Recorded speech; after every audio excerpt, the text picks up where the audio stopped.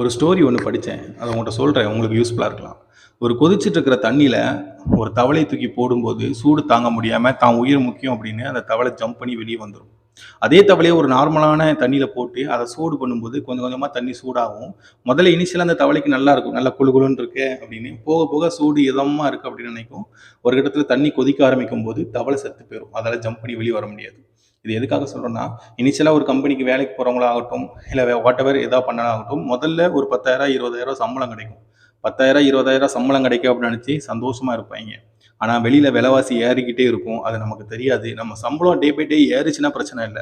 ஏறாம கடைசி வரைக்கும் அதே 20,000த்துல இருந்தீங்கன்னா, உங்களால இந்த உலகத்துல சர்வே பண்ண முடியாது அப்படிங்கிறத தெரிஞ்சுக்கோங்க.